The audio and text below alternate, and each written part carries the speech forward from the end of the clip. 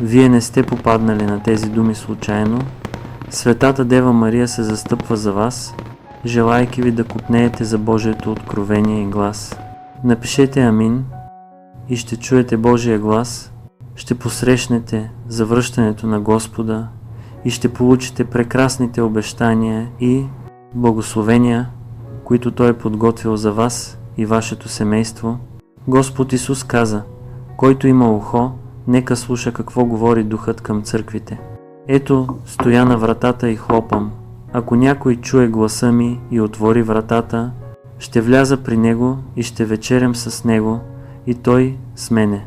Това ни напомня, само като приемем думите от Бога и се подчиним на Неговия път, можем да избягаме от живот, изпълнен с тъга и болка, и вместо това да живеем в безгранична благодат и благословение.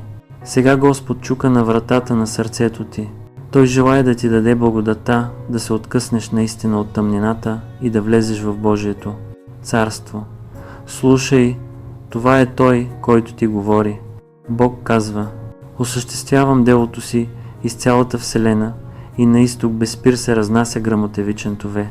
Тътен, който разтърсва всички народи и вероизповедания. Именно моите слова преведоха всички хора до днешния ден. Аз правя така, че всички хора да бъдат завоювани от словата ми, да попаднат в този поток и да се предадат пред мен, защото отдавна оттеглих славата си от цялата земя и отново я изпратих в изтока. Кой не копнее да види моята слава? Кой не очаква с трепет за връщането ми? Кой не жадува за повторното ми явяване? На кого не му липсва обичливостта ми? Кой не би дошъл при светлината? Кой не би съзрял изобилието на Ханаан? Кой не копнее за завръщането на Изкупителя? Кой не се възхищава на този, който притежава велико могъщество? Словата ми ще се разгласят из цялата земя. Още ще говоря и изричам слова пред своите избраници, подобно на мощен гръм, разтърсващ планините и реките. Изричам словата си пред цялата вселена и пред човечеството.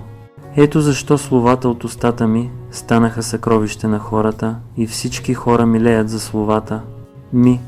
Светкавицата проблясва от изток чак до запад. Словата ми са такива, че хората не желаят да се разделят с тях, а също така са неразгадаеми за човека и още повече предизвикват у него радост.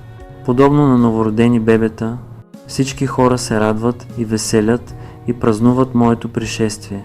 Посредством словата си ще доведа пред себе си всички хора. Копнеете ли за Божиите думи?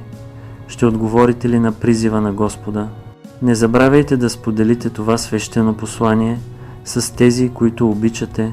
Нека вие и вашето семейство влезете в Божието царство. Амин.